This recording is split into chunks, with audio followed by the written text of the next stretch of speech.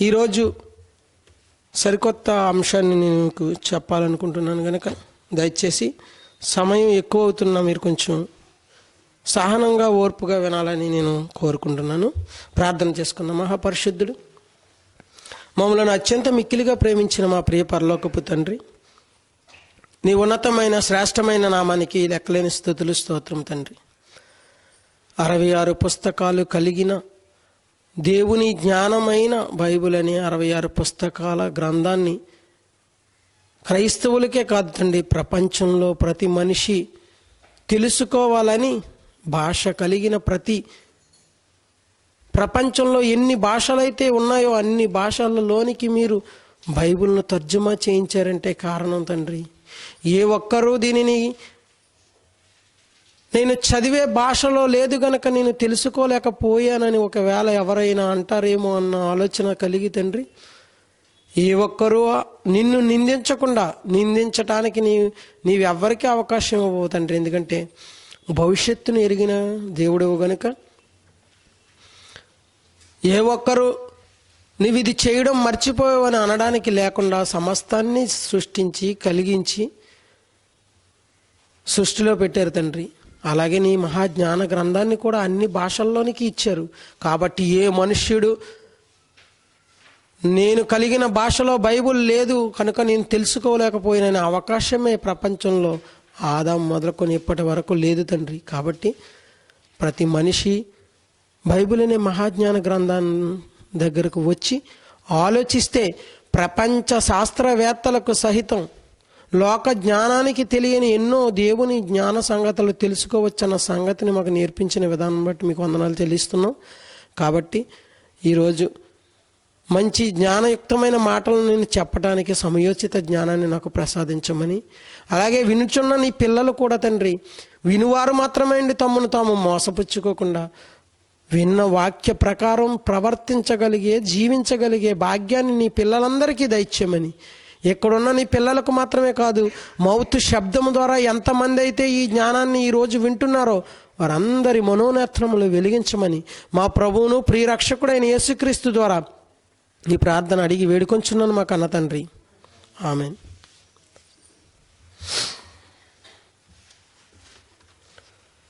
ఈరోజు మనం నేర్చుకోబోయే పాఠం మీరు ఎప్పుడు విననటువంటి ఒక అద్భుతమైన పాఠాన్ని చెప్పాలని, అలా చెప్పడానికి రాత్రంతా నిద్ర లేకుండా ఆలోచించానన్న సంగతిని మీరు గ్రహించాలి ప్రియులారా.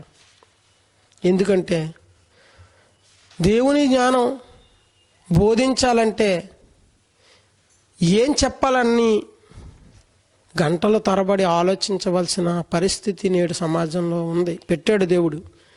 అంతే తప్ప పరిశుద్ధాత్మ దేవుడు నన్ను నడిపిస్తాడని వాక్యాన్ని ప్రిపేర్ అవ్వకుండా వెళ్ళాడనుకోండి, ఏ బోధకుడైనా నోటి నుండి రాని మాటలు వచ్చి అవమానం తను పడడమే కాకుండా దేవునికి కూడా అవమానం తెచ్చే వాడిగా ఉండడం అనేది దేవుడు అక్షర సత్యంగా బైబిల్లో రాయించాడు. పరిశుద్ధాత్మ ప్రేరణ ఎప్పటి వరకు ఉందంటే బైబిల్ అనే మహాజ్ఞాన గ్రంథం పరిపూర్ణం కాకముందు మాత్రమే పరిశుద్ధాత్మ ప్రేరణతో దేవుడు ఆయా ప్రవక్తల ద్వారా రాయించాడు, పలికించాడు. మీరు వెళ్ళండి ఆ క్షణాన్న మీరు ఏం మాట్లాడాలో మీకు నేను చెబుతాను. అది ఇప్పుడు పనికొస్తుందా? బైబిల్లో దేవుడు రాయించిన ఒక మాటను తీసుకొని ఏమంటున్నారంటే బోధకులు ఈ రోజున పరిశుద్ధాత్మ నడిపింపు ఉండాలి బ్రదర్. వాక్యం చెప్పడానికి అటండి ఏముండాలి? పరిశుద్ధాత్మ నడిపింపు ఉండాలా? మిమ్మును మహాసభలకు ఈడ్చికి వెళ్తారు, మత్తయి సువార్తలో ఉంటుందండి. ఆ రెఫరెన్స్ కాదు. ఇప్పుడు మన పాఠం సరికొత్త పాఠం కనుక సమయం కూడా తక్కువగా ఉంది కనుక నేను క్లుప్తంగా చెబుతాను. ఎక్కువ సమయం అయినా మీరు బాధపడద్దు, ఎందుకంటే దేవుని జ్ఞానం ఇది. పాఠం అయ్యేసరికి మీకే అర్థమవుతుంది. ఇంత మహాజ్ఞానం ఇప్పటి వరకు నా జీవితంలో నేను వినలేదు అని ఇక్కడ ఉన్నవారు మాత్రమే కాదు, మౌత్ శబ్దం ద్వారా ఎవరైతే వింటున్నారో వాళ్ళందరూ ఖచ్చితంగా అని తీరవలసిందే. అనకపోతే నేను ఒప్పుకునేది లేదు. విన్న తర్వాత చెప్పండి. మత్తయి సువార్తలో ఏమని రాయబడి ఉందంటే మిమ్మును మహాసభలకు ఈడ్చుకెళ్తారు. అప్పుడు ఏమి మాట్లాడాలో పరిశుద్ధాత్ముడే మీతో మాట్లాడిస్తాడన్నాడు దేవుడు. కరెక్టే, బైబిల్లో ఉంది. అది ఇప్పుడు వర్తిస్తుందా? బైబిల్ని ఎలా చదవాలని మా ఆత్మీయ తండ్రి జయశాలి పిడి సుందరరావు గారు చెప్పారో తెలుసా? కాలానుగుణంగా బైబిల్ను పరిశీలించాలి. ఒక మాట బైబిల్లో రాయబడిందంటే ఈ మాట ఎవరిని ఉద్దేశించి రాయబడింది, ఏ కాలానికి చెందినది, ఏ కాలానికి సంబంధించినది, ఏ మనుషులను ఉద్దేశించి రాయించాడు అనేది వివరంగా గ్రహించాలి, ఆలోచించాలి, పరిశీలించాలని బోధిస్తున్నారు ప్రియులారా.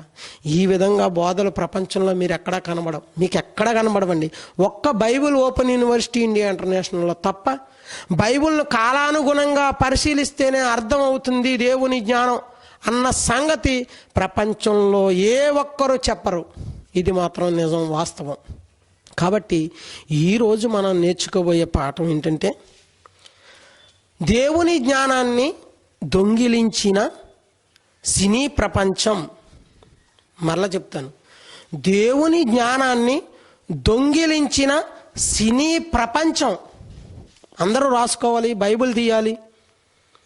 ఖచ్చితంగా కూర్చున్న వాళ్ళందరూ బైబిల్ తీయాలి, రాసుకోవాలి, ఒక పెన్ను పేపర్ పెట్టుకొని. ఎందుకంటే నేను చెప్పిన తర్వాత ఈ పాఠం రాసుకోకపోతే మీరు మరలా మర్చిపోతారు, ఖచ్చితంగా మర్చిపోతారు. ఎందుకంటే అలా మర్చిపోకుండా ఉండాలంటే రాసుకున్నారనుకోండి, point to point, reference to reference రాసుకుంటే విన్న ఈ మాటలను మీరు వేరొకరికి చెప్పే అవకాశం మీకు ఉంటుంది.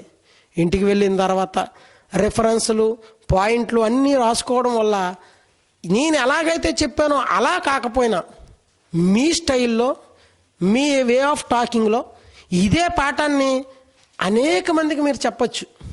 ఒకరికి, ఇద్దరికి, ముగ్గురికి, నలుగురికి చెప్పిన తర్వాత ఆటోమేటిక్గా మీకు మహాజ్ఞానం వచ్చేస్తుంది. కాబట్టి అందరూ పెన్ను కాగితం తీసుకొని, బైబిల్ తీసుకొని రాసుకోవాల్సిందిగా మిమ్మల్ని ప్రేమతో కోరుతూ ఈ యొక్క పాఠంలోనికి వెళ్దాం ప్రియులారా. సినీ ప్రపంచం దేవుని జ్ఞానాన్ని దొంగిలించిందా?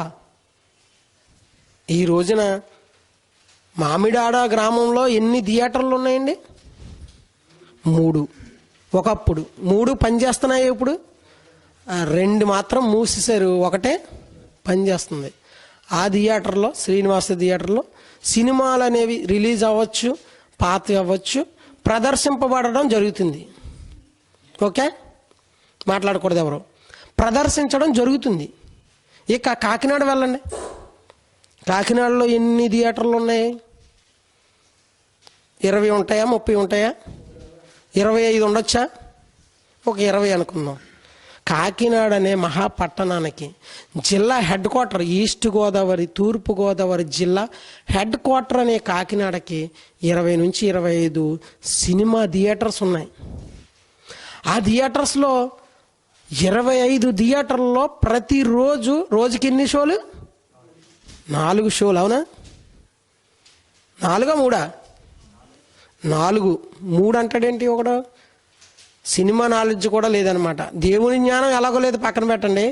సినిమా ప్రపంచంలో బయట ఏం జరుగుతుందో తెలీదా? రోజుకి ఉదయం ఆట, matinee, first show, second show. ఎన్ని వచ్చినాయి? 3 అంటారండి. మరి నేను కన్ఫ్యూజ్ అయిపోతున్నాను ఇంతకే. ఇది 3 కరెక్టా, 4 కరెక్టా అని.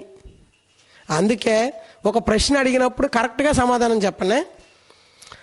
రోజుకి 4 ఆటలు, 4 షోస్ ప్రదర్శిస్తున్నారు ఒక థియేటర్లోనా? కాకినాడలో ఎన్ని థియేటర్లు ఉంటే అన్నిటిలోని 25 ఉంటే 25 థియేటర్లోని రోజుకి 4 ఆటల. ఒకడు 2 వేసి, ఒకడు 3 వేసి, ఒకడు 1 వేస్తాడా? అన్ని థియేటర్లలోని రోజుకి ఈచ్ అండ్ ఎవ్రీ డే రోజు 4 షోలు ప్రదర్శిస్తారు. అది రిలీజ్ సినిమా అవని, ఓల్డ్ మూవీ అవని, 3 సంవత్సరాల క్రితం రిలీజ్ అవ్వండి, లేదా 100 సంవత్సరాల క్రితం వచ్చిన సినిమా అయినా అవి ఓల్డ్ మూవీస్, ఇది లేటెస్ట్ మూవీస్. అంటే ఒక కాకినాడ అనే పట్టణంలో 25 థియేటర్లు ఉంటే రోజుకి 25 4లు 100 షోలు పడుతున్నాయండి. 100. అది ఏ సినిమా అయినా కావాలండి.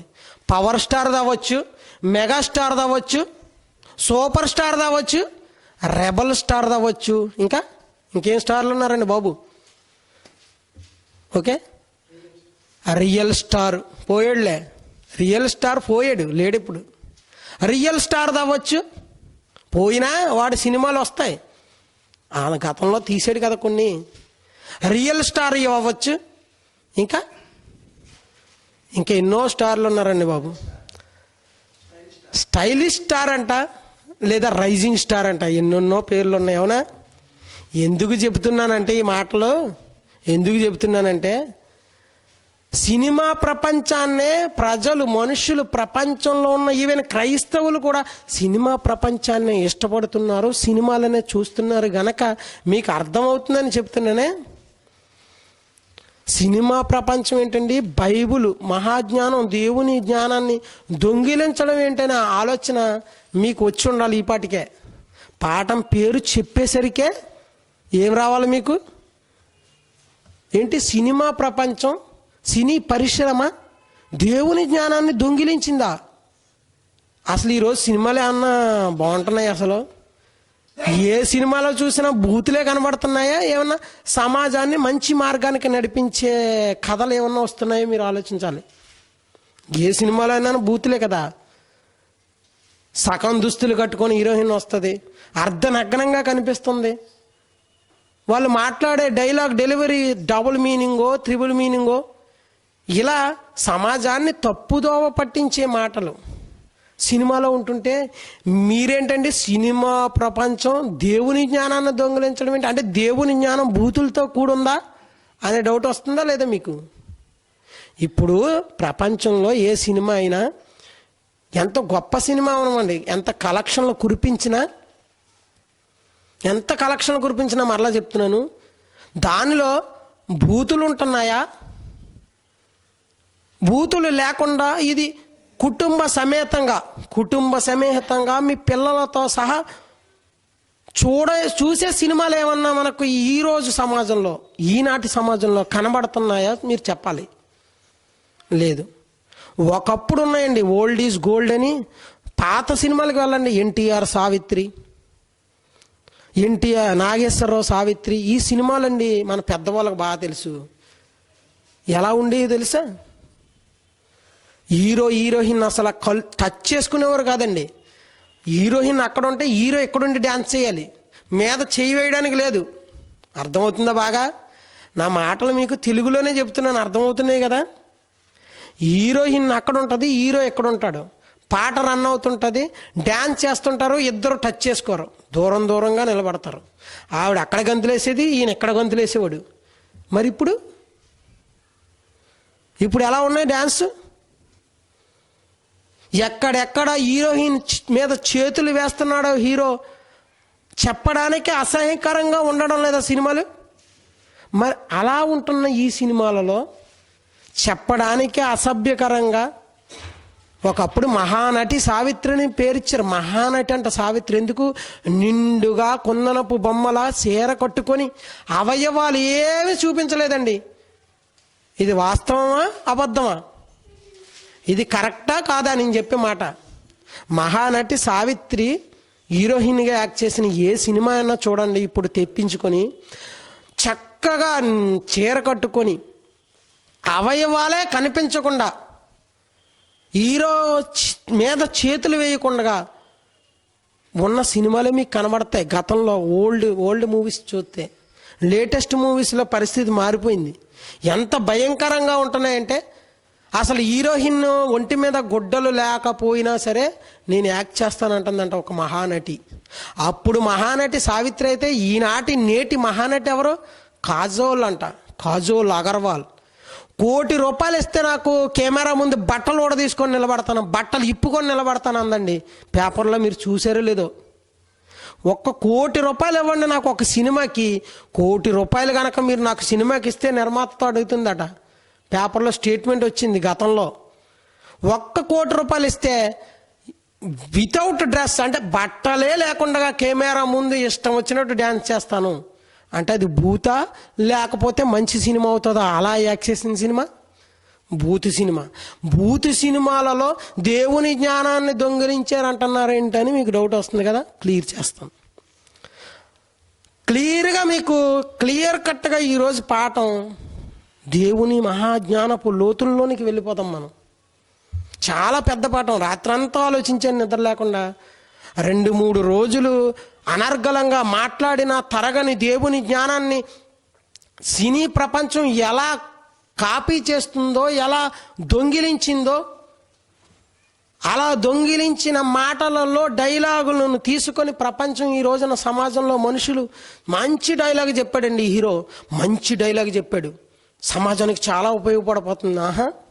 ఆ మంచి డైలాగ్ వీడికి ఎక్కడి నుంచి వచ్చిందో, ఆ రైటర్ అయినా రాస్తాడు సినిమాలో కథ రాసేవాడిని రైటర్ అంటాడు. ఆ రైటర్కి ఆ మంచి సందర్భం, ఆ మంచి డైలాగు ఎక్కడి నుండి వచ్చిందో ప్రపంచంలో ఏ ఒక్కడికన్నా తెలిసేమో అడగండి. ఇప్పుడు చెబుతున్నాను, కళ్ళు బయర్లు గమ్ముతాయి ఒక్కొక్కడికి, కళ్ళు గిర్రమని తిరగతా. ఈ పాఠం విన్న తర్వాత మీకే కాదు, ఈ మౌతుల్లో ఎంతమంది అయితే వింటున్నారో ఇది తప్పు అనే మగాడు ఈ పాఠం అయిన వెంటనే మన రీసెర్చ్ సెంటర్ని వెతుక్కుంటూ రావాలి. సవాలుతో కూడిన దేవుని జ్ఞానాన్ని ప్రకటించవలసిన క్రైస్తవులు చేతకాని వాళ్ళుగా, పిరికి పందలుగా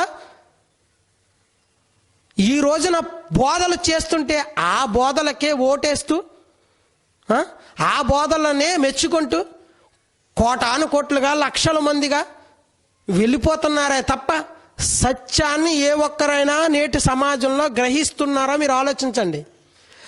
గ్రహించేవారు ఉన్నారంటే అతి కొద్ది మంది ఉన్నారండి. 100కో 1,00,00,000కో ఒక్కరట. సినిమాలో పాట ఇదే, 100కో 1,00,00,000కో ఒక్కరు ఎక్కడో ఎప్పుడో పుడతారంట. అదే పాటన భావాన్ని తీసుకుంటే ఈరోజు సత్యాన్ని గ్రహించేవారు, సత్యాన్ని అనుసరించి నడుచుకునేవారు కూడా 100కి 1,00,00,000కి ఒక్కరున్నారంటే ఇది అలా అనుకోవడం పెద్ద ఆశ్చర్యమైన సంగతి ఏం కాదు.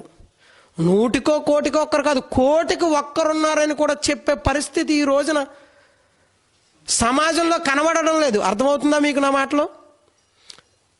ఈరోజు ప్రపంచ జనాభా ఎంత అని చెబుతుంది? జనాభా లెక్కల ప్రకారం ప్రపంచ జనాభా సుమారుగా 750 కోట్లండి.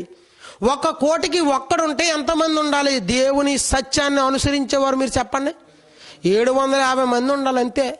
అంటే ఆ 750 మంది కూడా ఉన్నారో లేదో అని నాకు డౌట్ వచ్చింది రాత్రి. 100కో 1,00,00,000కో ఒక్కడు పుడతాడంట, అది ఎప్పుడో ఎక్కడో పుడతాడని పాట రాశాడు. చాలా బాగుంది పాట, హ్యాట్స్ ఆఫ్. కానీ ఈరోజు నేను ప్రశ్నిస్తున్నాను సమాజానికి, ప్రపంచానికి. ప్రపంచవ్యాప్తంగా 750 కోట్ల మంది ఉంటే 1,00,00,000కి ఒక్కడు పుట్టినా దేవుని జ్ఞానం, దేవుని సత్యం, సత్యాన్ని సత్యంగా గ్రహించేవాడు, సత్యాన్ని సత్యంగా ఆలోచించేవాడు 1,00,00,000కి ఒక్కడుంటే ఎంతమంది ఉండాలి? ఈరోజు అట్ ప్రజెంట్ ఈరోజు ఎంతమంది ఉండాలి? 750 మంది ఉండాలి. ఉన్నారో లేదో అన్న డౌట్ నాకు రాత్రి వచ్చిందండి. 750 మంది అయినా సత్యాన్ని సత్యంగా అనుసరించే దేవుని కుమారులు భూమి మీద నివసిస్తున్నారా? నాకైతే అనుమానంగా ఉంది. ఉన్నారో లేదో దేవునికే తెలుసు. కాబట్టి ఆలోచించగలిగితే ప్రియులరా, ఒక మంచి మాటను నేను ఈ సందర్భంగా మీకు జ్ఞాపకం చేస్తున్నాను. ఈ మధ్యన రీసెంట్గా ఒక మూవీ వచ్చింది, కలెక్షన్లు కురిపించేసిందటండి.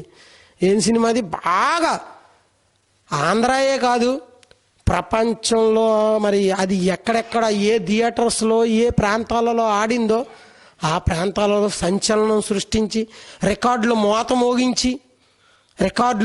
మోగిపోయినాయి అంట. రికార్డుల పరంపరలతో వచ్చిన సినిమా ఏంటి చెప్పండి? Power star. Very good. Power star ఎవడు? పవన్ కళ్యాణ్. సినిమా పేరేంటి? అత్తారింటికి దారేది అండి. బాగుంది, దారి. మరి దేవుని పరలోకానికి దారేది అనేది ఎవడికి తెలుస్తుంది? అత్తారింటికి దారేది అన్నాడో చూపించాడు, దారి తెలిసి ఉండొచ్చు. పరలోకానికి దారేది అనేది ఎంతమందికి తెలుస్తుంది సమాజంలో, ప్రపంచంలో?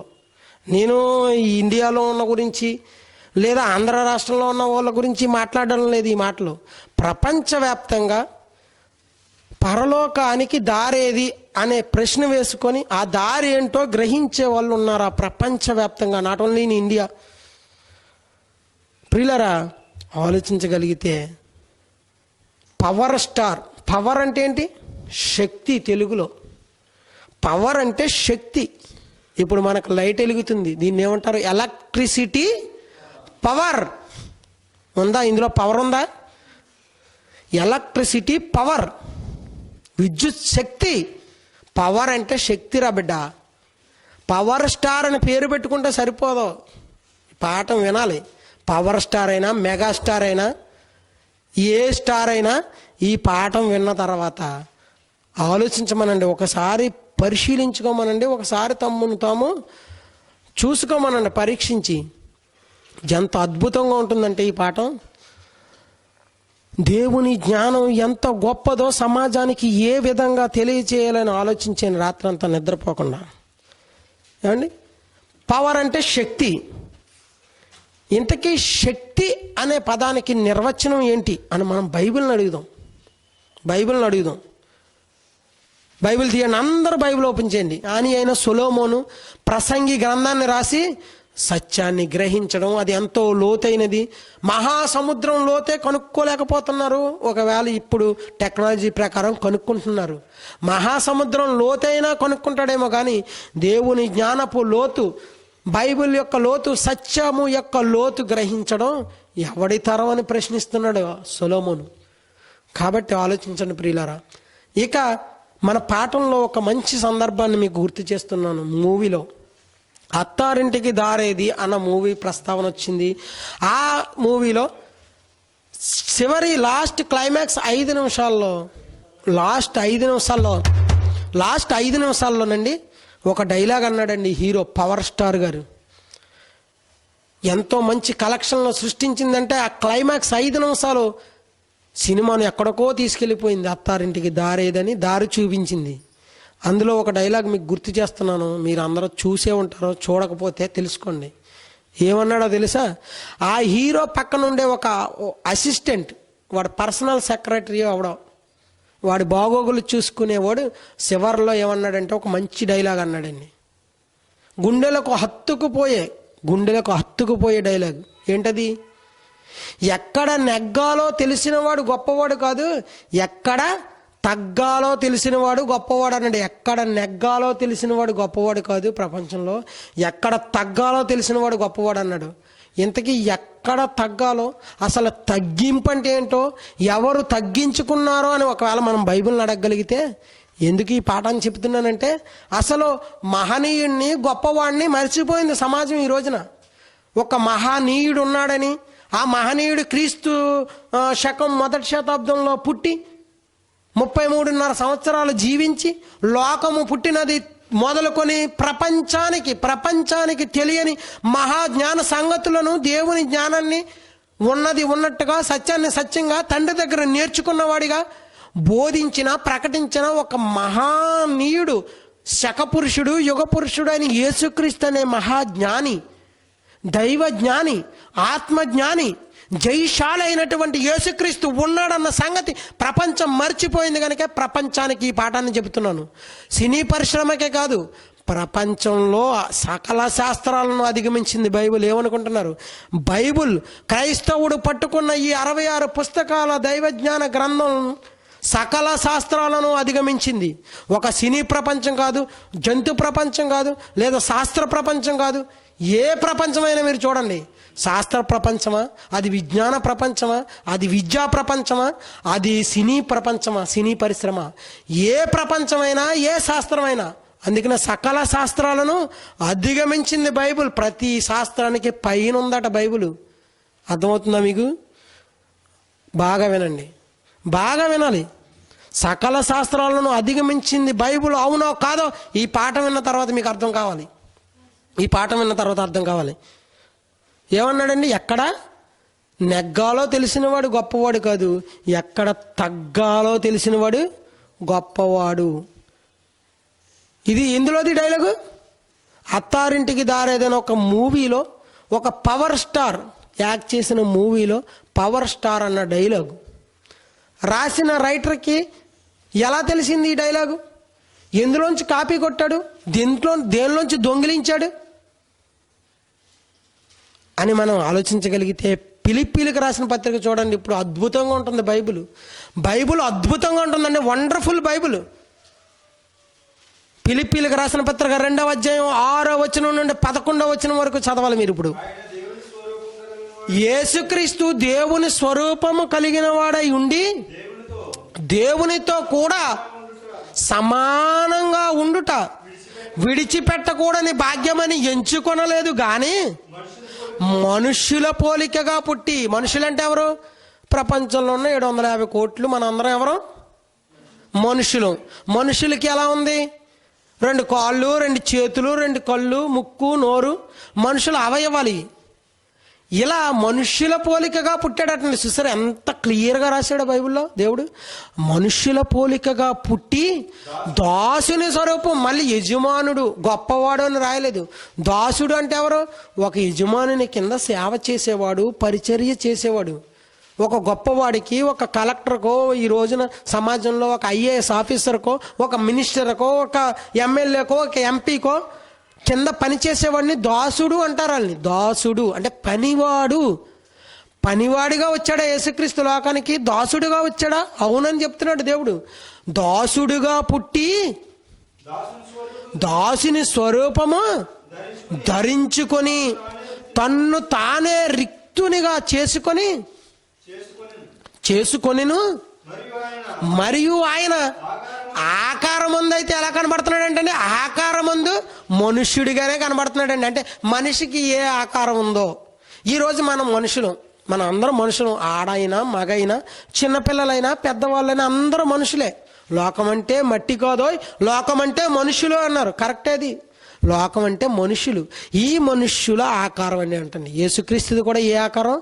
మనుష్యుల ఆకారముగా చదవాలి. మనుష్యుడ ఆకారముగా కనబడి మరణము పొందినంతగా. అంటే ఏ మరణము అని మరలా కొంతమంది మూర్ఖులు, హేతువాదులు, యేసుక్రీస్తు అసలు చనిపోలేదు అనేవాళ్ళు వస్తారు లోకంలోకి. ఆయన తర్వాత యేసుక్రీస్తు అసలు సిలువపై మరణించలేదు అనే మూర్ఖుడు ఒకడు వస్తాడు. యేసుక్రీస్తు అసలు ఎలా చనిపోయాడో తెలిసినా తప్పుగా మాట్లాడేవాడు, తెలియకుండా మాట్లాడే మూర్ఖులు పుడతారని భవిష్యత్తును ఎరిగినటువంటి దేవుడు ఆయన మరణము పొందినంతగా అని రాస్తే సరిపోద్ది. అవునా కదా? ఆయన మరణము పొందినంతగా అంటే ఎలా మరణించాడో ఆనాటి కాలంలో చూసిన వారికి అర్థమవుతుంది. కానీ రాబోయే తరం వారికి అర్థం కావాలంటే మరణం పొందినంతగా అని రాశారనుకోండి, ఏ రాళ్లతో కొట్టబడ్డాడో స్టెఫన్ లాగా. మరణం పొందినంతగా అని రాసి వదిలేశాడు అనుకోండి దేవుడు, ఏ కత్తితో ఖడ్గంతో యాకోబులా చంపింపబడ్డాడో. అవునా కదా? మరణం పొందినంతగా అన్నాడు అనుకోండి, ఏంటది? సహజ మరణం ఉంటుండగానే అలా మంచం మీద పడుకొని చనిపోవడమో, కూర్చుండగా చనిపోవడమో ఏ హాని జరగదండి. సహజ మరణం అంటారు దీన్ని. సహజంగా మరణించి ఉండొచ్చు కదా. మరణము పొందినంతగానే రాసి వదిలేస్తే ఈ మాట సిలువలో చంపబడ్డాడు, సిలువలో చంపలేదు అన్న మూర్ఖుడికి నా పిల్లలు సవాలు చేసి నిలబడాలి. నా జ్ఞానాన్ని, గ్రంథాన్ని పట్టుకొని సిలువలో యేసుక్రీస్తు చనిపోలేదని ఏ మూర్ఖుడైనా అంటే ఈ రెఫరెన్స్ చూపించాలని రాయించాడు దేవుడు. మరణము పొందినంతగా అంటే సరిపోదండి. మూర్ఖులు వస్తారు రాబోయే తరాల్లో. అనగా సిలువ మరణము పొందినంతగా. సరే, వచ్చిందా పాయింట్? సిలువ మరణం పొందలేదని ఏ ఎదవైనా అంటే ఈ పాయింట్ చూపిస్తే నోరు మూసుకొని వెళ్ళవలసిందే. మరణం పొందినంతగా రాసేస్తే సరిపోదు. దేవుడికి తెలుసు. భవిష్యత్తును ఎరిగినవాడు, భూత వర్తమాన భవిష్యత్తు కాలాలను ఎరిగినవాడండి దేవుడు. నిత్యశక్తి అంటే ఏమనుకుంటున్నారు? ఆయన పవర్, ఎటర్నల్ పవర్. అంటే ఈరోజు సమాజానికి ఏమర్థమైంది? దేవుడు అంటే భయం ఉందా సమాజానికి ఈ రోజున? లేదండి, లేదు ప్రియులరా. ఏమంటున్నాడు? మరణము పొందినంతగా అనగా సిలువ మరణము పొందినంతగా. అంటే యేసుక్రీస్తు ఎలా మరణించాడు? ఇప్పుడు యేసుక్రీస్తు ఎలా మరణించాడు? ఈ మాటను బట్టి సిలువలో మరణించాడు. కనీస జ్ఞానం ఉన్నవాడికి, అక్షరాలు అర్థమయ్యేవాడికి, తెలుగు భాష కానీ ఇంగ్లీష్ భాషలో కానీ ఏ భాషలోనైనా ముద్రించబడిన బైబిల్ను ఆలోచిస్తే సిలువలో మరణించాడు అన్న సంగతి కనబడుతుంది కదా. సిలువలో మరణించాడని రాశాడు కదా దేవుడు.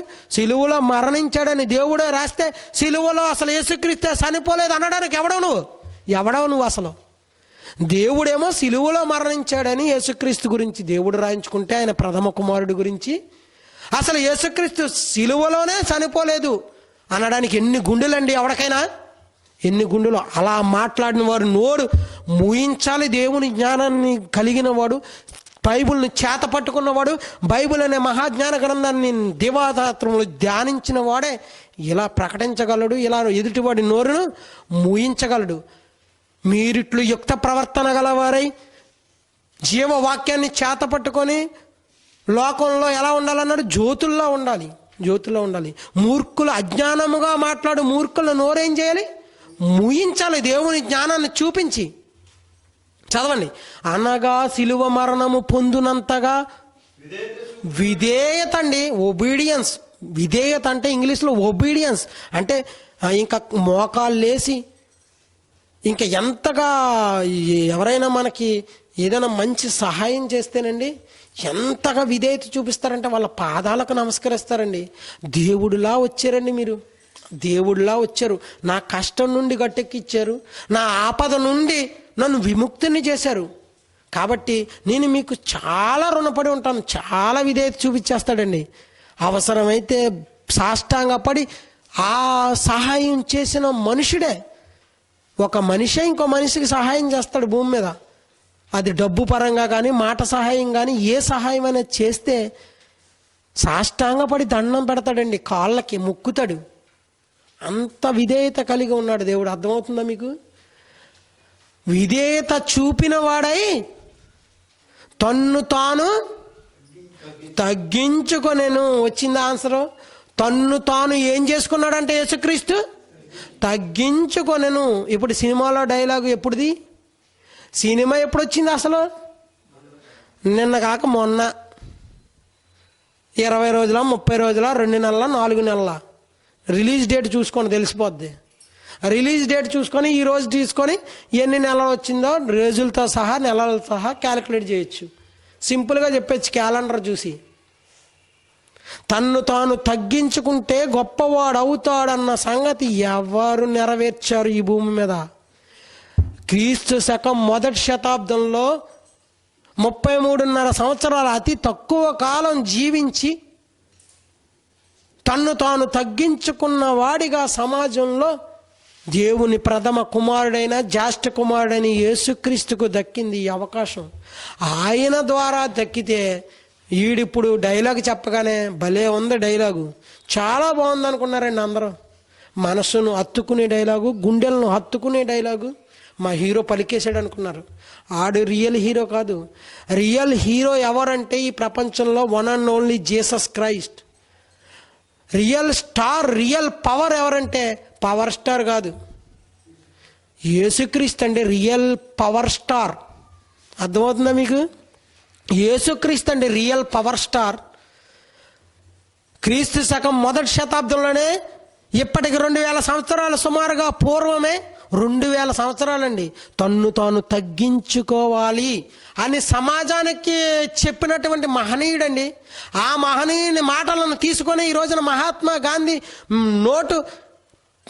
గాంధీ బొమ్మను ఈ రోజున నోటులో ముద్రిస్తున్నారంటే 10 రూపాయలు, 100 రూపాయలు, 500, 1000 రూపాయలు నోటు మీద మహాత్మా గాంధీ బొమ్మను ముద్రిస్తున్నారంటే మహాత్మా గాంధీ ఎవరిని వెంబడించాడో, ఎవరిని అనుసరించాడో ప్రపంచానికి తెలుసా? చాలా ఉన్నాయండి బైబిల్లో. మహనీయుడైన మహాత్మా గాంధీయే కానీ ఇంకా సమాజంలో క్రీస్తు తర్వాత ఎవరైతే వచ్చారో వాళ్ళందరూ గొప్పవాడని ఒకవేళ ఎవరైనా పొగిడితే ఆ గొప్పతనం యేసుక్రీస్తును బట్టి నేర్చుకున్నదే తప్ప ఎవడు నేర్పలేదు. అర్థమవుతుందా మీకు? తన్ను తాను తగ్గించుకుంటే గొప్పవాడవుతాడన్న సత్యాన్ని యేసుక్రీస్తు అండి చెప్పింది మొట్టమొదటిగా క్రీస్తు శకం 1వ శతాబ్దంలో. ఆయన తర్వాత పుట్టిన వారందరూ, ఆయన తర్వాత వచ్చిన వారందరూ ఈ సూత్రాన్ని, ఈ మాటలనే పాటించి గొప్పవారుగా అయ్యారు. మహాత్మా గాంధీ గొప్పవాడు అంటుందంటే ఈ రోజున భారతదేశంలో కరెన్సీలో ముద్రిస్తుందంటే మహాత్ముడికి మహనీయుడుగా ఎదిగే, గొప్పవాడిగా ఎదిగే జ్ఞానాన్ని యేసుక్రీస్తు చేసిన దానిని బట్టి తెలుసుకున్నాడు, నేర్చుకున్నాడు, పాటించాడు. మహాత్మా గాంధీ జైల్లో ఉన్నప్పుడంట బైబిల్ చదివాడంట. తెలుసా సమాజానికి, ప్రపంచానికి తెలుసా సంగతి ఇది? మహాత్మా గాంధీ జైల్లో ఉన్నప్పుడు బైబిల్ చదివేవాడంట. హిస్టరీ తెలుసుకోవాలి, హిస్టరీ, చరిత్ర తెలియాలి. ఎవరికైనా బైబిల్ బోధించేవాడికి చరిత్ర తెలిస్తేనే, చరిత్ర ఆధారంగా దేవుని జ్ఞానాన్ని ప్రకటించగలం, దేవుని జ్ఞానాన్ని చెప్పి ఒప్పించగలం. ప్రపంచంలో ఏ మనిషినైనా, వాడెంతటి గొప్పవాడైనా, వాడెంతటి గనుడైనా, చరిత్ర తెలిసి దేవుని జ్ఞానపు లోతుల్లోనికి వెళితే ఖచ్చితంగా దేవుని జ్ఞానాన్ని చెప్పి ఇది సత్యం అని ఒప్పించగలం. ప్రియులారా, మహనీయుడు ఏమన్నాడండి? అహింసే మార్గం. నిన్ను కుడి చెంప మీద ఎవడైనా కొడితే, మహాత్మా గాంధీ అన్నమాటటి, ఎడం చెంప చూపించు. ఎక్కడుంది అది? బైబిల్లో మత్తయి సువార్త 5వ అధ్యాయంలో ఉంటుంది. 30 చూడాలి తమ్ముడు. బైబిల్ మూసిపెట్టి కూర్చోవడం కాదు. నేను చెప్పినప్పుడు రెఫరెన్స్లు చదవవసరం లేదు, ఆ రెఫరెన్స్ చెప్పండి. ఎందుకంటే పాఠం చాలా పెద్దది, కానీ ఇంకోసారి చెప్పుకుందాం కంటిన్యూషను. పెద్దది కదా అని గంటల గంటల తరబడి మాట్లాడకూడదండి. పాఠం ఎంత పెద్దదైనా సమయాన్ని పాటించాలి. 2 to 4 ఇక్కడ అసలు సమయం 2 to 4 అంతే. 4 తర్వాత ఇక్కడ బయట అసలు మౌత్ వినిపించడానికి లేదు. అది నా ఫిలాసఫీ, నా పాలసీ. 2 to 4 అని ప్రకటించామంటే పంక్చువాలిటీ. మహాత్మా గాంధీని చూసి టైం సెట్ చేసుకునేవారట ఆ రోజుల్లో. తెలుసా? అంటే గాంధీ మహాత్ముడు పంక్చువాలిటీ పాటించేవాడు. గాంధీ మహాత్ముడు పంక్చువాలిటీ, సమయాన్ని పాటించేవాడండి. 9 గంటలకు నేను వస్తానని చెప్పాడంటే ఎవరికైనా, ఆ మత్తయి సువార్త 5వ అధ్యాయం 39లో ఏమనుంది? యేసుక్రీస్తు చెప్పిన మాట, నేను మీతో చెప్పినది ఏమనగా, దుష్టిని ఎదిరింపక నిన్ను కుడి చెంప మీద వాడు ఎవడైనా కొడితే నీ ఎడమ చెంప కూడా చూపించు. గాంధీ ఈ మాటను కాపీ చేశాడు కనుకనే, బైబిల్ని చదివాడు కాబట్టే, బైబిల్ని చదివిన గాంధీ ఏమైపోయాడు? మహాత్ముడు అయిపోయాడు. ఇది మీకు అర్థమైతే, బైబిల్ని చదివిన గాంధీ మహాత్ముడు అయిపోయాడని మీకు అర్థమైతే, మీరు కూడా బైబిల్ని చదివితే ఏమైపోతారు? మహాత్ములు అయిపోతారు. ఈ లోకంలో కాకపోయినా దేవుని దృష్టికి. మరణించిన తర్వాత ఎవడైనా, ఈ శరీరాన్ని మనిషిగా పుట్టిన ఎవడైనా ఏదో ఒక రోజున విడిచిపెట్టి వెళ్ళిపోవాలి. ఇక్కడ ఉంటానంటే ఉండడానికి కుదరదు, ఉంచడు అసలు.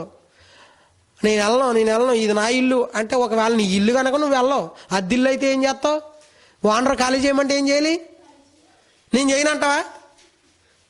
నేను నీకు అద్దెత్తున్నాను 10,000 నెలకే, నేను ఖాళీ చేయనంటే ఏమంటాడు? మెడబెట్టి ఏం చేస్తాడు? గెంటేస్తాడు. ఇది అర్థమవుతుంది కదా? ఇది అర్థమైతే ఈ భూమి మీద శరీరంలో పుట్టిన ఏ మనిషి అయినా, మహాత్ముడు కూడా వెళ్ళిపోయాడా ఉన్నాడా? మహాత్మా గాంధీ కూడా వెళ్ళిపోయాడా, చచ్చిపోయాడా, ఇంకా ఉన్నాడా? వెళ్ళిపోయాడు కదా. ఎంతటి మహాత్ముడైనా ఏమవ్వాలి? ఈ భూమి మీద ఈ శరీరాన్ని విడిచిపెట్టి వెళ్ళిపోవాలి. ఎప్పటికైనా 100 సంవత్సరాల, 70, 60, 30, ఒక్కొక్కరు 5 సంవత్సరాలకే చచ్చిపోతారు, ఒక్కొక్కరు 10. అయిపోయింది టైము. నువ్వు ఉంటానన్నా దేవుడు భూమి మీద ఉంచడు. కాబట్టి బాగా ఆలోచించగలిగితే, మహాత్ముడుగా ఈ సమాజం గుర్తించిందంటే కారణం ఏంటో తెలుసా? యేసుక్రీస్తు వెంబడించాడు గాంధీ. ఈ సంగతి ప్రపంచానికి తెలీదు. తెలియక యేసుక్రీస్తు మొదటి శతాబ్దంలో పుట్టిన యేసుక్రీస్తుని మర్చిపోయింది నేటికి సమాజం. 1847లో కదా భారతదేశానికి ఏమొచ్చింది? స్వాతంత్రం తెచ్చింది ఎవరు? సాధించింది ఎవరు? మహాత్మా గాంధీ కదా. స్వాతంత్ర సమర యోధుడు, ఒక వీరుడు, ఒక యోధుడు. స్వాతంత్ర సంగ్రామంలో స్వాతంత్ర సమర యోధుడిగా తన ప్రాణాలను సైతం లెక్క చేయకుండా భారతదేశానికి స్వతంత్రాన్ని సంపాదించి చనిపోయాడండి. అందుకేమంది భారతదేశం దేశమే ఇండియా ఓల్ ఇండియా మొత్తం గాంధీని ఏమని గుర్తించింది? మహాత్మా గాంధీ. నిజానికి అతని పేరు ఏంటి? కంచర్ల మోహన్ దాస్ గాంధీ. కంచర్ల మోహన్ దాస్ గాంధీ. కానీ ఇప్పుడు ఆయన ఏమంటున్నారు? భారతదేశంలో ప్రజలు అందరూ, యావత్ భారత ప్రపంచం ఏమంటుంది? మహాత్మా గాంధీ. మహాత్ముడు ఎలాగయ్యాడు? మహాత్ముడు ఇంతకీ ఎలా అయ్యాడు? యేసుక్రీస్తు చూపించిన మార్గాన్ని ఎంచుకున్నాడు. యేసుక్రీస్తు చూపించిన జ్ఞానాన్ని పరిశీలించాడు.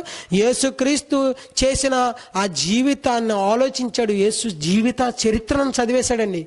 బైబిల్ అనే మహాజ్ఞాన గ్రంథాన్ని అవపోషణ పట్టాడు గాంధీ జైల్లో ఉండగా.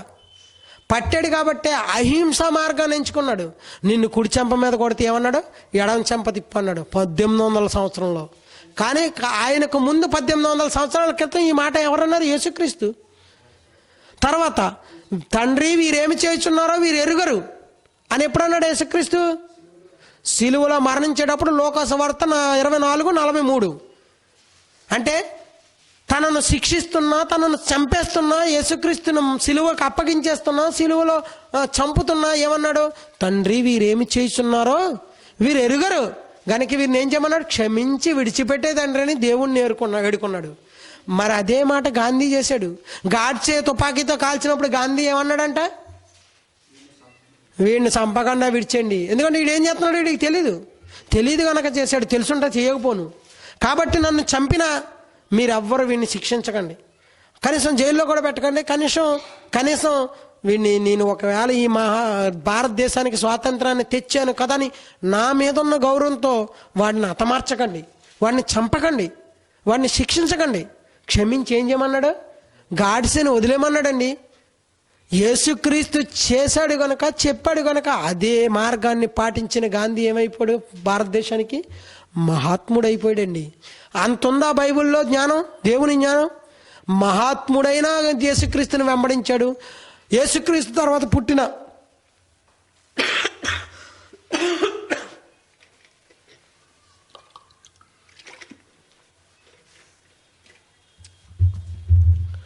ఈ రోజుకు ముగించేస్తాను. యేసుక్రీస్తు తర్వాత పుట్టిన ఎంతటి గొప్పవాడైనా వాడు గొప్పవాడిగా ఈ లోకంలో గుర్తించబడ్డాడంటే కారణం అది కేవలం యేసుక్రీస్తును వెంబడించిన వాడికే సాధ్యం తప్ప యేసుక్రీస్తును మార్గంగా ఎంచుకోకుండా ఈ భూమి మీద బ్రతికిన వాడెవడు కూడా గొప్పవాడిగా గుర్తించబడలేదు. ఆ సంగతి సమాజానికి తెలీదు. సమాజానికి తెలియక ఎంతోమందిని గొప్పవారిగా అనుకుంటుంది. ఆ గొప్పవాడి జీవిత చరిత్రను మీరు ఒకసారి తిరగేయమని చెప్తున్నాను అంతే. నేను తప్పు పడడం లేదు, ఏ ఒక్కరిని తప్పు పట్టడం లేదు. ఒకవేళ ఈ గొప్పవాడిగా ఎవరైనా ప్రపంచంలో కొనియాడబడుతుంటే, నాట్ ఓన్లీ ఇన్ ఇండియా, మరలా చెప్తున్నాను, ప్రపంచవ్యాప్తంగా ఒకరిని గొప్పవాడని ఆ దేశమో, ఆ రాష్ట్రమో, ఆ గ్రామమో, ఆ మండలమో గుర్తించిందంటే ఖచ్చితంగా ఎవరి పాలసీని, ఎవరి ఫిలాసఫీని ఎంచుకున్నట్టు ఆ వ్యక్తి యేసుక్రీస్తు మార్గాన్ని ఎంచుకున్నట్టని ఖచ్చితంగా చెబుతాను నేను. తిరగేయండి వాడి జీవిత చరిత్ర, వాడు చేసిన పనులు ఆలోచించండి, వాడు పలికిన మాటలను ఆలోచించండి, వాడు బ్రతికిన జీవిత విధానాన్ని మీరు గొప్పవాడు అనుకున్న వాళ్ళ చరిత్రలు తిరగేస్తే ఖచ్చితంగా ప్రతి ఒక్కడు యేసుక్రీస్తు మార్గాన్ని ఎంచుకున్నవాడే గొప్పవాడిగా సమాజంలో కొనియాడబడతాడు, పిలవబడతాడు, గుర్తించబడతాడే తప్ప యేసుక్రీస్తుని విడిచిపెట్టి ఒకవేళ గొప్పవాడిగా ఉన్నాడు ఒక వ్యక్తి అని మీరు చరిత్రలో ఏ ఒక్కరినైనా నాకు చూపించండి, వారి పాదాలకు నమస్కరిస్తానండి, వారి పాదాలను ముద్దాడుతాను. యేసుక్రీస్తు మార్గాన్ని అనుసరించకుండా గత కాలాలలో మనకు ముందటి తరాలలో యేసుక్రీస్తు తర్వాత ముందటి తరాలలో యేసుక్రీస్తు చనిపోయిన తర్వాత నుంచి ఇప్పటి వరకు 2000 సంవత్సరాలు సుమారుగా అవుతుంది కదా. 1980 సంవత్సరాలు అనుకుందాం. ఎందుకంటే యేసుక్రీస్తు పుట్టనే తోడనే కాలం అనేది విభాగింపబడింది. కాలాన్ని సెట్ చేసిన మహనీయుడండి. ఈ రోజున మనం డేట్ వేస్తున్నాం అంటే క్రీస్తు శకం 2014 సంవత్సరం జనవరి నెల 19వ తేదీ. అవునా కదా? ఒప్పుకుంటారా లేదా ప్రపంచ జనాభాలో ఎవరైనా? ఈ డేట్ వేయకుండా నేను క్రీస్తును అసలు విశ్వసించను, క్రీస్తున శకం అని ఒప్పుకోను. ఏసీడీసీ అంటారు ఇంగ్లీష్లో. అయితే క్రీస్తు శకం, క్రీస్తు పూర్వం, మరో దారి లేదు ప్రపంచానికి. కాలాన్ని విభజించిన వాడు, కాలాన్ని సెట్ చేసిన వాడు. ఈ పవర్ స్టార్ ఏమన్నాడు తెలుసా ఒక మూవీలో? ఏం సినిమాది? గబ్బర్ సింగ్ అట. నేను ట్రెండ్ ఫాలో అవను. ఏం చేస్తాడట? ట్రెండ్ మెమరీ కార్డ్ అయిపోతే మెమరీ ఫుల్ అంటది. సరే కూర్చో, తలుపేసి. ఏం మాట్లాడుకుంటున్నాం ఇప్పుడు? కాలాన్ని సెట్ చేసినటువంటి మహనీయుడు యేసుక్రీస్తు. ఈ రోజున మనం ఇల్లు అమ్మాలన్నా, ఇల్లు కొనాలన్నా, స్థలం అమ్మాలన్నా, స్థలం కొనాలన్నా, ఒక కారు, బైకు, ఒక పొలం, ఏదైనానండి, మీ బ్యాంకులో ఉన్న అకౌంట్ చెక్ మారాలన్నా, మీరు ఎవరికైనా చెక్ ఇస్తే అది మారాలన్నా, రేపు ఏ తారీఖు? మండే. ఈరోజు బ్యాంకులో ఉండవనుకో, రేపు ఏ తారీఖు? 21/2014 అని వేస్తే బ్యాంక్ వాడు చెక్ తీసుకుంటాడా? అబ్బాయి నేను క్రీస్తుని నమ్మను కాబట్టి నేను డేట్ మార్చేస్తాను, 22/1/2014 అని వేసేయడం అనుకో, బ్యాంకులో చెక్ చెల్లుతుందా? అర్థమవుతుందా మీకు? తెలుగులోనే కదా మాట్లాడుతున్నాను. బ్యాంకులో చెక్ మారాలంటే రేపు మారాలంటే ఏ డేట్ వేయాలి? 21/1/2014. అది ఎలా వచ్చింది? క్రీస్తు పుట్టిన తోడనే క్రీస్తు పూర్వం క్రీస్తు శకం అని విభజించేశాడు దేవుడు. కాలాన్ని ఏం చేశాడు? క్రీస్తు పుట్టుకతో కాలాన్ని ఏం చేశాడు? సెట్ చేశాడు, కాలాన్ని విభాగించాడండి. అందుకే శక పురుషుడు. క్రీస్తు శకం, క్రీస్తు పూర్వం. ఒక శకాన్ని విభజించాడు గనక, ఒక శకాన్ని విభజించాడు కాబట్టి ఆయన్ని ఏమని సత్కరించాడు దేవుడు? శక పురుషుడు అనే అత్యున్నత పురస్కారం ఇచ్చాడండి. ఈ లోకంలో కనబడుతున్నాయి పద్మశ్రీలు, పద్మభూషణ్లు, భారతరత్న. రీసెంట్గా సచిన్ టెండూల్కర్కి ఇచ్చింది భారతరత్న, అత్యున్నత పురస్కారం అట. వీళ్ళెవ్వరికి దక్కని అత్యున్నత పురస్కారం మన నమ్ముకున్న మన యేసు క్రీస్తుకు దక్కింది. దేవుడు ఇవ్వాలి. ఈ భూమి మీద భారతరత్న ఇచ్చిన బతికుండే వరకే నీకు ఆ ఛాన్స్. సచిన్ టెండూల్కర్ భారతరత్న ఇచ్చారు, బతికున్నంత వరకే భారతరత్న సచిన్ టెండూల్కర్ అంటాడు. చనిపోయాక ఇంకా భారతరత్న లేదు, ఏమి లేదు, వెళ్ళిపోయాక. కానీ యేసుక్రీస్తు సిలువలో మరణించిన నేటికి 1980 సంవత్సరాలు సుమారుగా కావస్తున్న శక పురుషుడిగా ఇప్పటికీ చరిత్రలో నిలిచిపోయాడంటే యేసుక్రీస్తుదండి రియల్ స్టార్, పవర్ స్టార్. యేసుక్రీస్తు అండి మహనీయుడు, మహాత్ముడు. మహాత్మునికే మార్గం. మహాత్మా గాంధీకే ఏం చూపించాడు? మార్గం చూపించాడు. మార్గం, దారి. అత్తారింటికి దారేది కాదు, దేవుని దారేది, పరలోకానికి దారేది. తెలుసుకోవాలి ప్రతి ఒక్కడు. అసలు దేవునిలోకి వెళ్ళాలంటే అసలు దారేది, వేయది. అందుకే యేసు నేనే మార్గము, నేనే సత్యము, నేనే జీవం కూడాను. అంటే లైఫ్ నేనే, ట్రూ నేనే. సత్యం అంటే ట్రూత్ నేనే, లైఫ్ నేనే, వే కూడా నేనే, దారి కూడా నేనే. సరే, ఎంత బాగుందా బైబిల్. అత్తారింటికి దారేదో తెలుసుకుంటే ఏమవుతాం? అత్తారింటికి వెళ్తాం. పరలోకానికి దారేదో తెలుసుకుంటే ఎక్కడికి వెళ్తావు? పరలోకానికి వెళ్తావు. దేవుని యొద్దకు దారేదో తెలుసుకుంటే ఎక్కడికి వెళ్తావు? దేవుని దగ్గరికి వెళ్తావు. అత్తారింటికి దారేదో తెలిస్తే అత్తారింటికి వెళ్ళగలవు, ఇంకెక్కడికి వెళ్తావు? అర్థమవుతున్నాయి నా మాటలు బాగా? కాబట్టి ఆలోచించండి ప్రియులరా. ఈ పాఠాన్ని వచ్చే వారం మనం కంటిన్యూ చేసుకుందాం. చివరిగా ఒక్క రిఫరెన్స్ చూపించి నేను ముగించేస్తున్నాను. చివరిగా అదే ఫిలిప్పీయులకు రాసిన పత్రికలో అదే 2వ అధ్యాయంలో 9వ వచనం చదవండి. 8 వచనాల వరకు చదివారు కదా, 9 నుంచి 11 చదివి ముగించుకుందాం. అందుచేతనే, ఎందుచేత దాని ముందు మాట చదవాలి మీరు. అందుచేతనే అన్న తర్వాత ముందు అనగా సిలువ మరణము పొందినంతగా యేసుక్రీస్తు ఏం చేశాడు? విధేయత చూపిన వాడై తండ్రి ఎడల విధేయత చూపించాడు. కాబట్టే ఏమైనాడు? తన్ను తాను తగ్గించుకున్నాడు. అలా తన్ను తాను తగ్గించుకున్నవాడు ఎలా గొప్పవాడు అవుతాడో చెప్తున్నాడు కింద పాయింట్లో. ఎక్కడ నెగ్గాలో తెలిసినవాడు గొప్పవాడు కాదు, ఎక్కడ తగ్గాలో తెలిసినవాడు గొప్పవాడు అన్నాడు కదా. ఆ డైలాగుకి అర్థం చెప్తున్నాను, పరమార్థం చెప్తున్నాను. ఆ డైలాగ్ ఎవరికి సరిపోతుందో, ఎవరిని బట్టి ఆ డైలాగ్ రాశాడో రైటరో మీకు అర్థం కావాలి. ఏమంటున్నాడు? సిలువ మరణము పొందినంతగా విధేయత తండ్రి పట్ల చూపించిన వాడై, కన్న తండ్రి అయిన దేవుని పట్ల యేసుక్రీస్తు భూమి మీద చూపించిన వాడై తన్ను తాను తగ్గించుకున్నాడు. కాబట్టే అందుచేత పరలోకమందున్న వారిలోనే గాని, భూమి మీద ఉన్న వారిలోనే గాని, భూమి కింద ఉన్న వారిలోనే గాని ప్రతివాని మోకాలు అన్నాడా? కొందరి మోకాలు అన్నాడా? ప్రతివాని క్రైస్తవుడని, యూదుడని, గ్రీసు దేశస్థుడని, స్త్రీ అని, పురుషుడని భేదం లేదండి. క్రీస్తులోనికి బాప్తిసం పొందిన మీరందరూ క్రీస్తును ధరించుకొని ఉన్నారు. ఇందులో యూదుడని, గ్రీసు దేశస్థుడని, దాసుడని, స్వతంత్రుడని, స్త్రీ అని, పురుషుడని భేదం లేదు. కాబట్టి ఏమంటున్నాడు?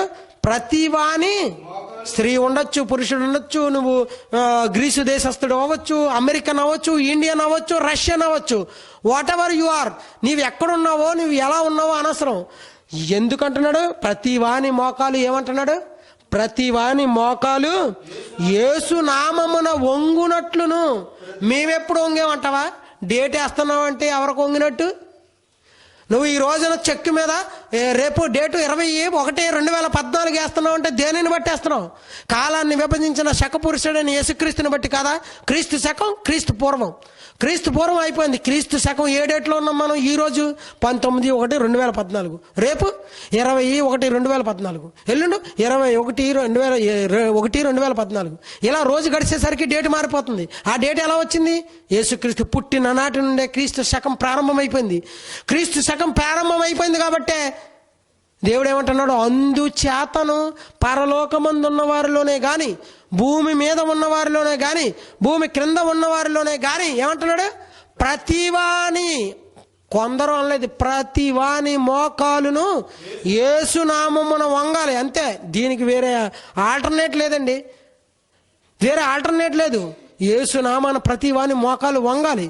నువ్వు వంగట్లేదంటే కుదరదు. ఇక్కడ వంగటం లేదు నేనంటే డేట్ వేయడం మానేయి. నువ్వు స్థలం అమ్మినప్పుడు, చెక్ అమ్మినప్పుడు డేట్ వేయడం మానేయి. నీకు నచ్చిన డేట్ వేసాయి.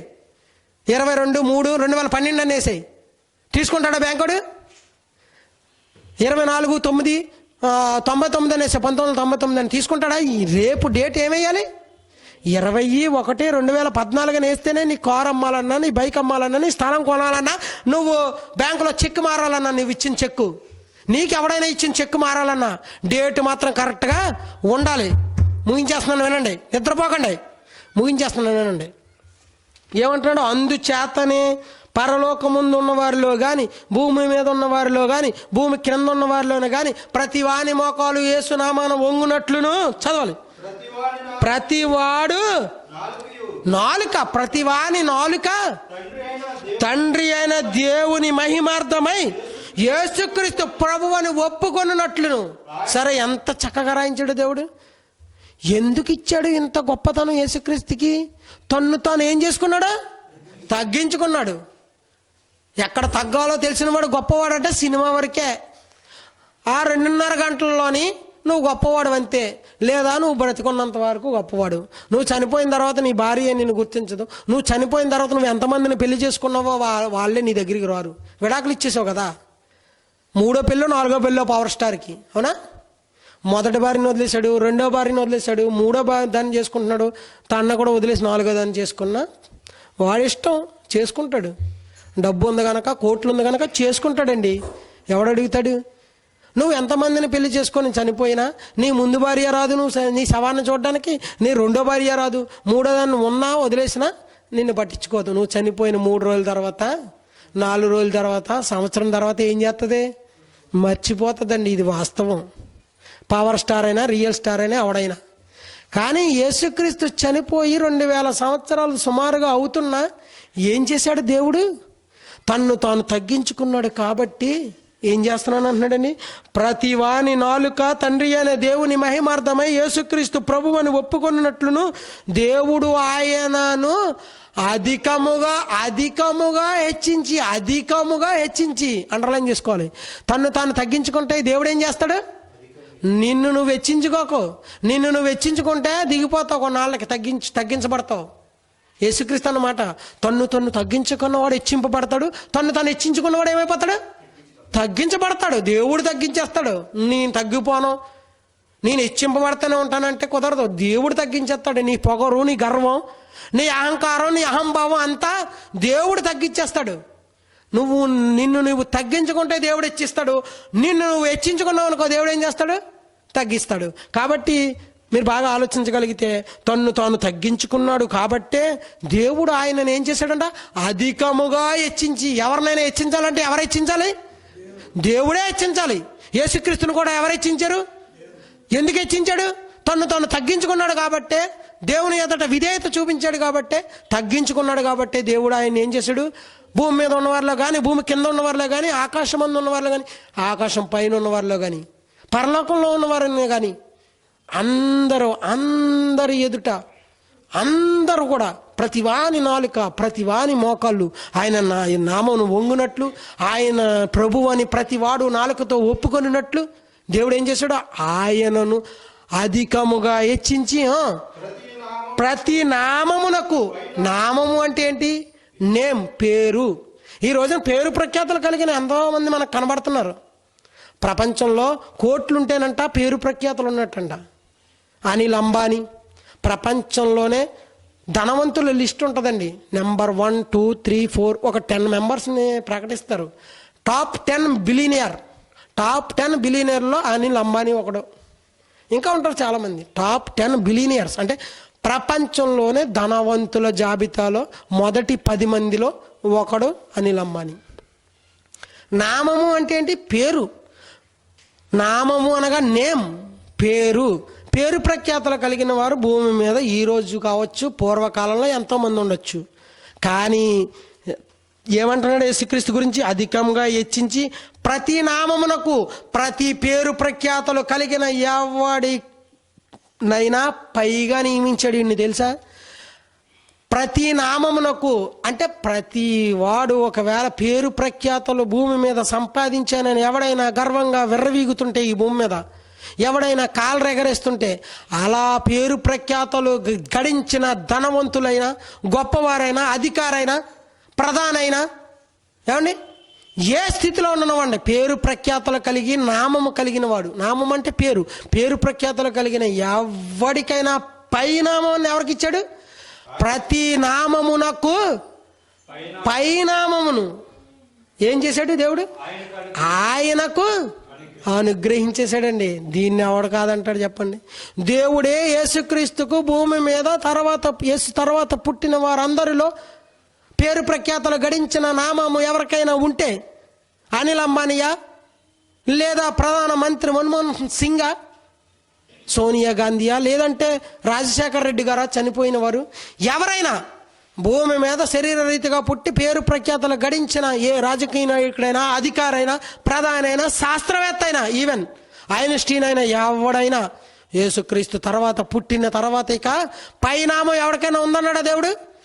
ప్రతి వాని నామమునకు ఏం చేశాడంట? పైనామమును అంటే ఈయన హెడ్, వీళ్ళందరికీ అధిపతి.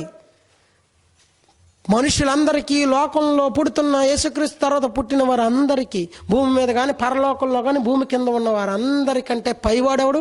పైనామం ఎవరిది? పైవాడెవడు? పైనామం ఎవరికి ఇచ్చాడు? పైవాడు, పైన ఉన్నవాడు యేసుక్రీస్తు. పైనామం ఇచ్చింది యేసుక్రీస్తుకి. కాదని అనగలవాడు ఎవడైనా? అందరి నామముల కంటే ప్రతి వాని నామమునకు పైనామమును దేవుడే ఆయనకు అనుగ్రహించేశాడు, ఇచ్చేసాడండి. నువ్వు తీసేస్తానండానికి నువ్వెవడవు? యేసుక్రీస్తు అగ్రగణ్యుడు కాదు, యేసుక్రీస్తు నామం పైనామం కాదు అని చెప్పడానికి నువ్వెవడు? యేసుక్రీస్తుకి దేవుడు ఇచ్చేసిన తర్వాత తీసేయాలంటే ఆయన చేతిలో ఉంది. తీసేస్తాడు ఆయన? తీయడండి. ఒకసారి ఇచ్చిన తర్వాత దేవుడు బాగా ఆలోచించేస్తాడు. మనలాగా ఒక వస్తువు ఇచ్చి ఎవరికైనా నచ్చలేదనుకోండి, ఆ వ్యక్తి మరలా నేను ఇచ్చిన వస్తువు నాకు ఇచ్చే అంటారా లేదా మనుషులు? ఏదో ఒక టీవీయో బైకో, నాకు 2 బైకులు ఉన్నాయి, నువ్వు ఒక బైక్ వాడుకోరని ఫ్రెండ్కో బంధువులకో ఇచ్చారండి. ఒక వస్తువు వాడుకోమని ఫ్రెండ్కో, స్నేహితుడికో, బంధువులకో, దగ్గర వారికో ఇచ్చారు. తనంటే ఇష్టం లేదు, తను చేసే పని నచ్చడం లేదు, తనంటే పడడం లేదు. ఆ ఇచ్చిన వస్తువు వాడి దగ్గర ఉంచేస్తాడా, తీసుకుంటాడా? మీరు చెప్పాలి. ఇప్పుడు తనంటే పడడం లేదండి. ఒకప్పుడు నచ్చాడు, ఒకప్పుడు బాగా ప్రేమించాడు కాబట్టి ఏం చేశాడు? తను వాడుకునే వస్తువుల్లో ఎందుకు వేస్ట్గా ఉంది? 2 బైకులు ఉన్నాయి, ఒకటే వాడుతున్నాను నేను, ఇంకో బైక్ వేస్ట్గా ఉంది. తమ్ముడు లేదా అన్నయ్య నువ్వు తీసుకో, వాడుకో, నువ్వు ఎన్నాళ్ళు వాడుకుంటావు వాడుకో. నచ్చాడు కాబట్టి ఇచ్చాడు. నచ్చలేదు ఆ వ్యక్తి ఏం చేస్తాడు చెప్పాలి. మీరు గుండెల మీద చేయి వేసుకొని చెప్పండి. నచ్చలేదు, తన పద్ధతి మారిపోయింది. ఇచ్చిన తర్వాత ఇచ్చిన వాడినే తిడుతున్నాడు అనుకోండి, సపోజ్ తిట్టినా తిట్టపోయినా, ఆ వ్యక్తి నచ్చకపోయేసరికి ఏం చేస్తాడు? ఇచ్చిన వస్తువు వెనక్కి తీసుకుంటాడా తీసుకోడా? ఇచ్చిన వ్యక్తి ఇచ్చిన వస్తువును, గిఫ్ట్ను వెనక్కి తీసుకునే స్వభావం మనిషిలో ఉందేమో కానీ ఒకసారి దేవుడు ఎవరికైనా ఏదైనా ఇచ్చాడా దాన్ని తీసుకుంటాడా? మీరు ఆలోచించండి. ఒకవేళ తీసుకుంటే దేవుడు ఏమైపోవాలి? దేవుడు ఏ క్యారెక్టర్ కలిగిన వాడు అవ్వాలి? దేవుడు ఏ స్వభావం కలిగిన వాడు అవ్వాలి? దేవుని లక్షణం ఏమైపోవాలి? మనిషి స్వభావం అయిపోతుంది, మనిషి లక్షణం అయిపోతుంది. మనిషితో సమానుడైపోతాడు దేవుడు. మనిషితో సమానమా దేవుడు? కాదు కదా. అంటే ఒక గిఫ్ట్ దేవుడు తనకు నచ్చిన వ్యక్తికి ఇచ్చాడంటే దానిని వెనక్కి తీసుకునే ప్రసక్తి ఖచ్చితంగా లేదు. అది మనిషికి ఉంది. అవునా? మనుషులకు ఉందండి. నచ్చితే ఇస్తారు, నచ్చకపోతే తీసుకుంటాడు. దేవుడు నచ్చకపోతే ఎందుకు ఇస్తాడు? నచ్చాడు కాబట్టి ఇచ్చాడు. ఇచ్చిన తర్వాత ఇంకా వెనక్కి తీసుకునే ప్రసక్తి లేదండి. ఇది కాదన్నవాడు ఎవడైనా ఉంటారు, రమ్మనండి. ఈ పాఠం విన్న తర్వాత ఒకసారి దేవుడు ఎవరికైనా ఇస్తే ఏదైనా గిఫ్ట్, బహుమతి మనిషిలాగే వెనక్కి తీసేసుకుంటాడు అని అన్నవాడు ఎవడైనా రమ్మనండి. తీసుకోడండి. ఆయనకు నచ్చితే ఇస్తాడు. నచ్చి ఇచ్చిన తర్వాత ఇక మరలా వెనక్కి తీసుకునే ప్రసక్తి మనిషిలా లేదు. దేవుడు అబద్ధమాటకు నరపుత్రుడు కాదు. ఆయన పశ్చాత్తాపడటకు మానవుడు కాదండి. మానవుడు కాదు. మనుషులు గనక అబద్ధం ఆడతారు, పశ్చాత్తాపడతారు, ఇచ్చింది ఏదైనా తీసేసుకుంటారు. సర్లే ఇచ్చేసాం కదా, నచ్చినా నచ్చకపోయినా వాడినే వాడుకొని నేను విడిచిపెట్టరండి. నేను ఇచ్చేసాను కనుక ఒకసారి వాడినే వాడుకొని నేను విడిచిపెట్టడు. వాడు నచ్చకపోయేసరికి నేను ఇచ్చిన బైకు, నేను ఇచ్చిన సెల్, నేను ఇచ్చిన ఉంగరం, నేను ఇచ్చింది ఏదైనా తీసుకుంటాను నేను అంటాడు ఖచ్చితంగా. అది మనిషి స్వభావం, మానవ నైజం. దేవుని నైజం మానవ నైజానికి పూర్తి విరోధం. దేవుని నైజం వేరు, మానవ నైజం వేరు. దేవుని స్వభావం వేరు, మానవ స్వభావం వేరు. మనుష్య జ్ఞానం వేరు, దేవుని జ్ఞానం వేరు. దేవుని జ్ఞానాన్ని దొంగిలించిన సినీ ప్రపంచం అనే సబ్జెక్ట్ చాలా పెద్దది. పూర్తిగా మనం నేర్చుకుందాం. ఎవడైనా ఒక మంచి మాట, సమాజాన్ని మంచి దారిలో పెట్టే మాట ఎవడి నోటి నుండైనా వచ్చిందంటే అది ఖచ్చితంగా ఎక్కడుండి తీరాలి? బైబిల్లో ఉండి తీరాలి. ఎవడైనా ఒక మాటను తీసుకొచ్చి చూపించమనండి. బ్రదర్, ఈ మాట మంచిగా ఉంది, సమాజాన్ని మార్చేలా ఉంది, ఇది నీ బైబిల్లో చూపించగలవా అంటే ఖచ్చితంగా చూపిస్తానండి. Bible, open university India international వారికి ఉన్న జ్ఞానం లోక జ్ఞానానికి మించిన జ్ఞానం, దైవ జ్ఞానం, ఆత్మజ్ఞానం. ఈ దైవ జ్ఞానం, ఈ ఆత్మజ్ఞానం ప్రపంచానికి ఉచితంగా ప్రకటిస్తున్నాం. ఏ ఒక్కరి దగ్గర ధనాన్ని ఆశించడం లేదు. మా సొంత ధనంతో, మేము సంపాదించిన ధనంతో దేవుని జ్ఞానాన్ని ఉన్నతంగా సమాజంలో ప్రకటించాలి. మా పరిసర ప్రాంతాలకు యేసుక్రీస్తులా, నేను ఇతర సమీప గ్రామాలకు వెళ్ళి ప్రకటించడానికే వచ్చానన్న యేసుక్రీస్తు మాటలను బట్టి మా సమీప గ్రామాలకు మేము వెళ్ళి ప్రకటించాలి, యేసుక్రీస్తును మాదిరిగా తీసుకొని ఆలోచిస్తున్నాం. కాబట్టే ఇంతటి మహాజ్ఞానం ఏ ఒక్కరి నుండి ఏ ఒక్క పైసా ఆశించకుండా బోధిస్తున్నాం. విన్నారా, మారతారా, మీకే మంచిది. వినరా, మారరా, మీకే నష్టం.